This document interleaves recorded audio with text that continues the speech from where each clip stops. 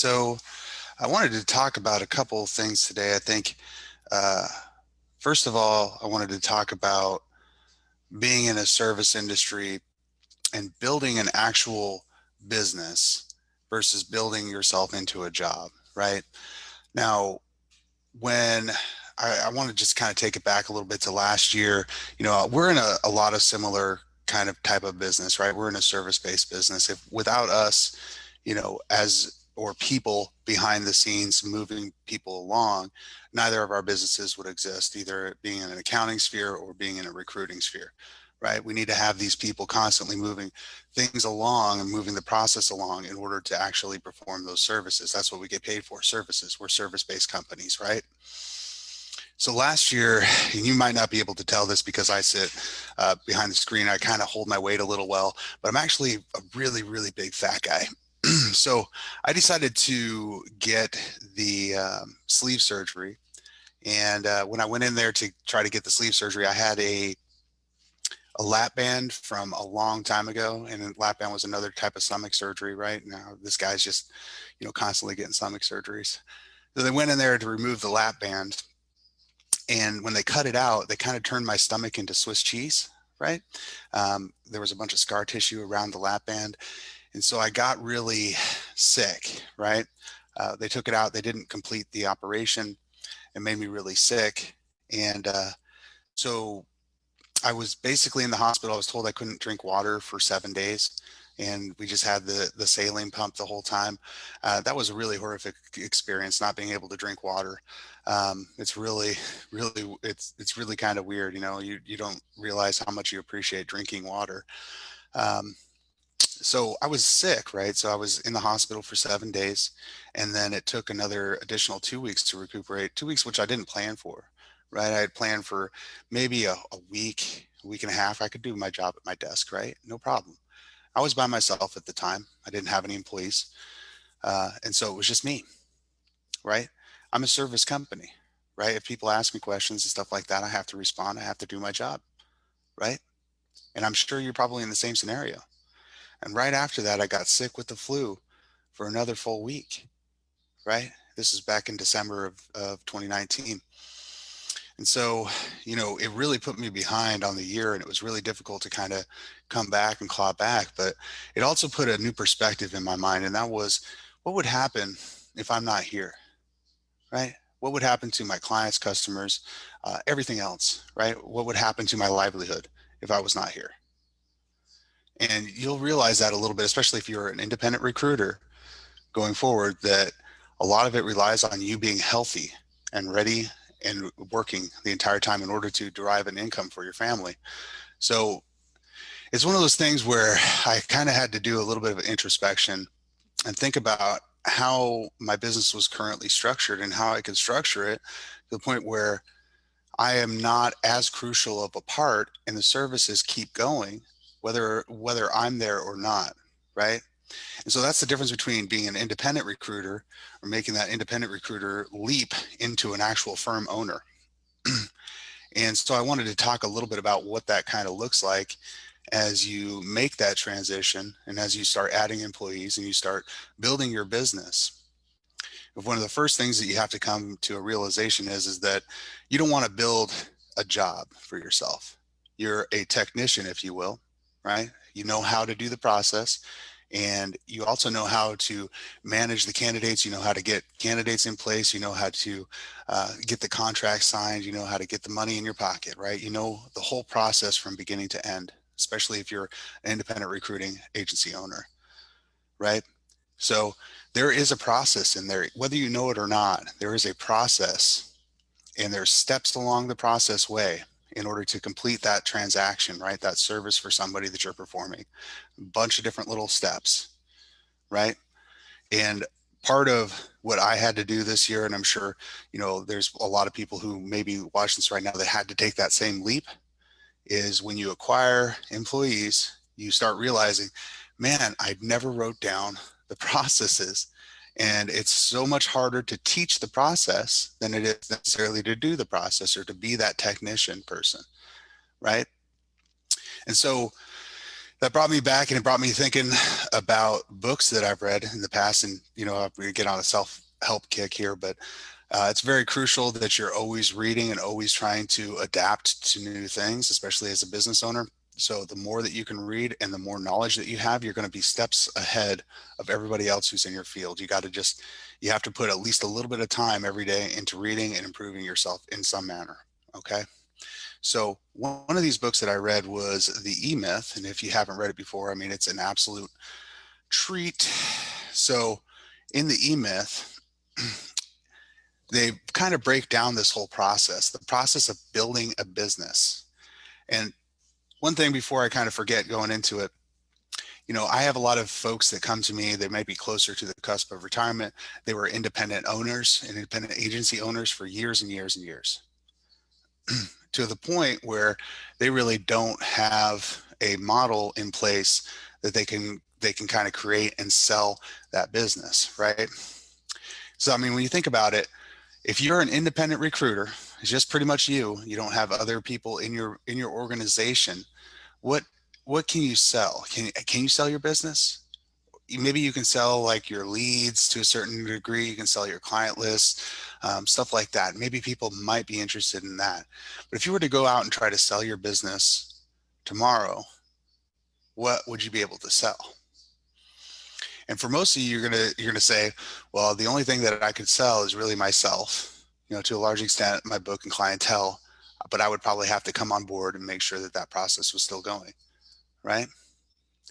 But if you built a business in place where you compartmentalized a lot of the service activities that it takes to complete the transaction to the point where you don't have to be there on a daily basis, what you have is a business there, a sellable business, a business that other people would be interested in. If you're just an independent recruiter owner, the only thing you have is yourself, right? That's the only thing that's generating revenue. And there's also limitations to what you can generate. Now, don't get me wrong, there's 7-figure independent recruiters, okay? But those are rarer than you would think, right? It's kind of hard to build a business as a one-person firm.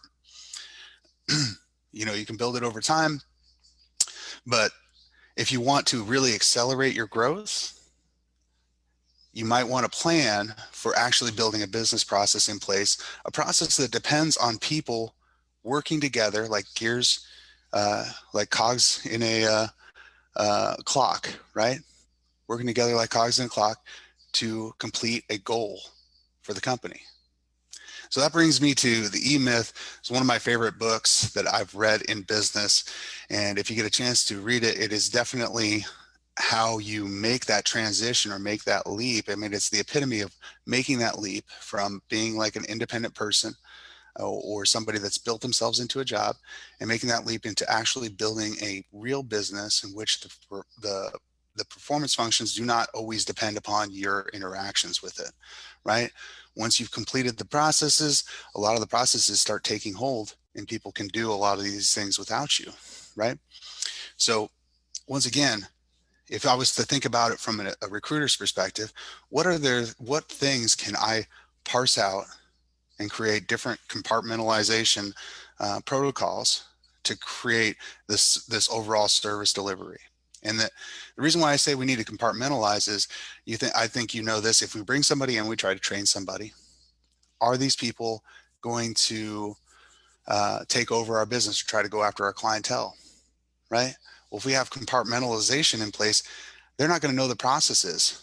And you might have even experienced this yourself working for another recruiting firm before you went out on your own, right? There's all these processes in place.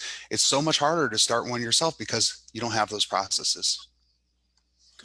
So that being said, The E-Myth, there's a couple of really good quotes here. This is just the Cliff Notes version I got here from, looks like Samuel Thomas Davies. He did a little quick summary of some of the stuff that's in The E-Myth, but it's really well written.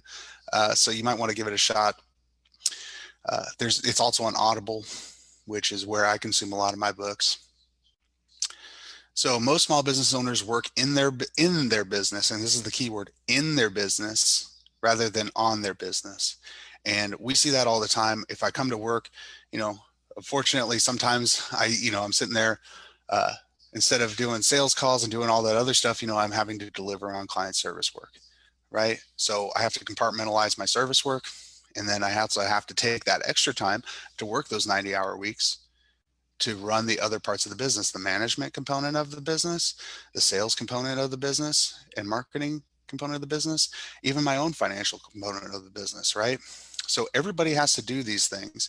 And as a business owner, all of a sudden you're wearing 20 hats, taking them on, putting them off, and you're trying to jump from thing to thing to thing. And it's very difficult to make that leap into standardizing these processes, and actually even delegating it is extremely difficult. Trying to take it off of your shoulders and put it onto other people, it can be almost excruciating, right? Because you know how things should be done, you want them done a certain way, and other people aren't going to do them the way that you're going to do them unless you build the process in place to almost take away a lot of that responsibility. So you're going to have to it's very difficult to create these processes also. um, let's see here. So there was a couple of really good things. I think the big thing here is that they kind of classified people into, the manage, like as a business owner, we're all three things, right? They classified them as entrepreneur, as a manager, and as a technician. Okay. The entrepreneur is the person that tries to bring it all together, the creative person that is trying to guide the direction of the company. Then the manager is the person that is trying to guide the individual activities in order to create the full process, right? In order to get the process from beginning to end. And then the technician is the person that at each step of the way is doing all the grunt work, right? So when you're in that position, you have to do all of these things, right? You have to take it from the top level, you have to take it from position to position to position, and you have to manage these positions, right? And the way that they put this together, I thought was very illuminative, right? Because you get an opportunity to really feel what the difference is between all of these different things, right? As a technician, as an accountant technician, I'm fantastic as an accountant technician, right? As a business owner, especially as a new business owner, it took a while, right? We have to bloody our nose a lot. So the manager component of it was struggling a little bit to try to put all the processes in place and make sure that it was going through everything, right? The entrepreneur, the person, the dreamer, obviously that was there. Most of us start with this dream in mind before we even start on things, right? So we have that component of it, but the big thing here is, and there's a whole bunch of really good things in this book, by the way, if you get a chance to read it. The big thing that I got from this was building systems, building processes. That is the key to building a survivable business, and a business that you can sell, most importantly. If you're getting closer to retirement, maybe you made it really well as an independent agency owner, but most people, they just reinvest it back in their business, or they put it back into their pockets. Hardly any of them think about retirement. So do you put it into your 401k, or do you invest in your business into a manner in which you can actually sell the business in the future, right? So I think that's really what I wanted to hit on today, was just bringing people in, bringing employees in, teaching them processes, creating the process, making the process happen. Like I have in my business, I have a bunch of schedules and processes in place, a bunch of written things. We do videos all the time.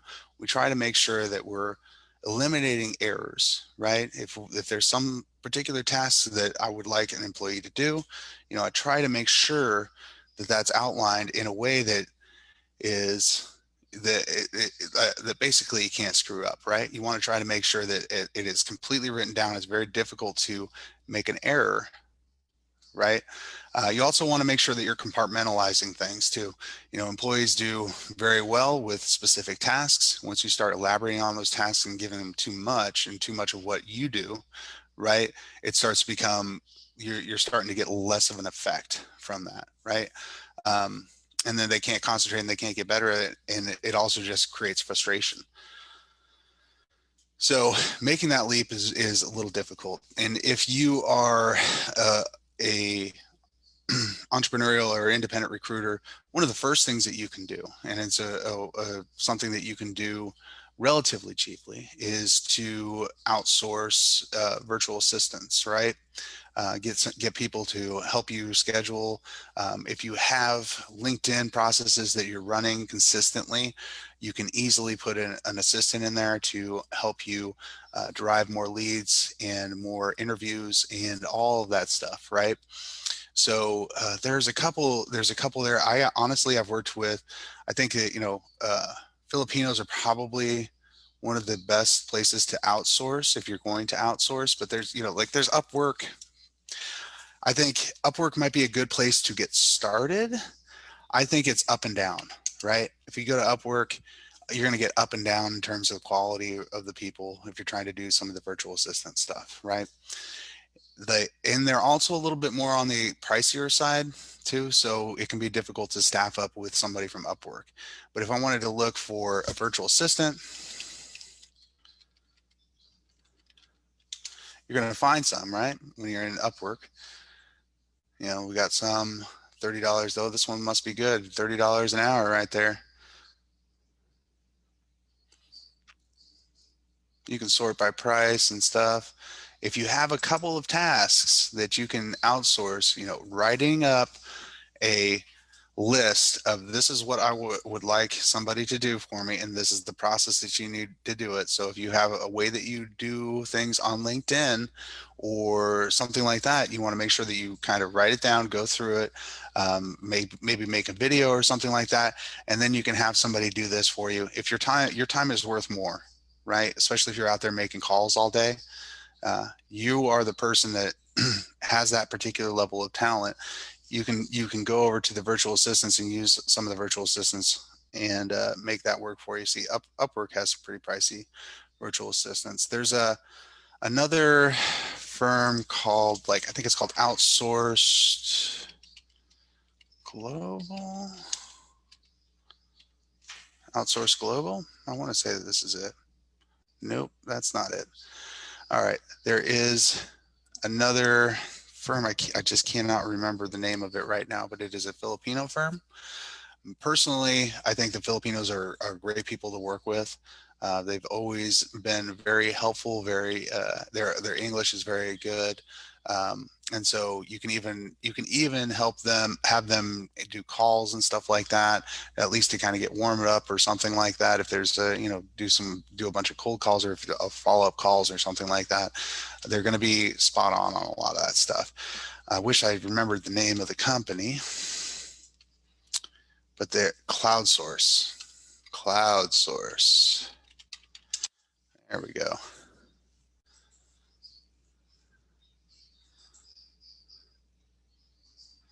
I think it's Cloud Source Philippines.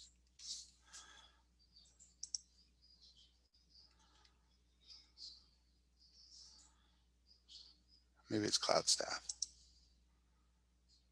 There we go. Yep, this is it.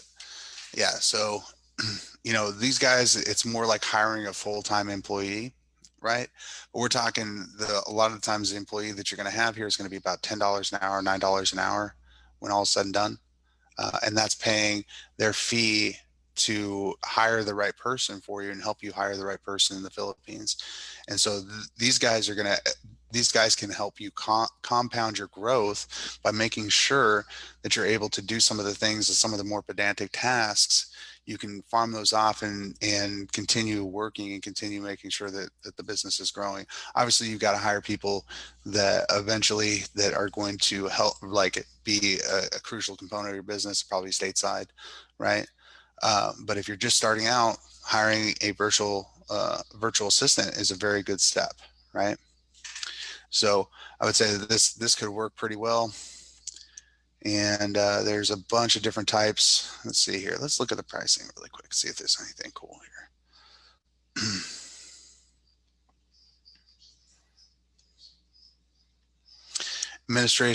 Administrative roles, yeah, about 15,000 or $1,500 per month. Okay, so how many placements does it take to pay somebody $1,500 a month to help you with stuff? And how much of that can you outsource? How much of the stuff that you have right now that can you outsource?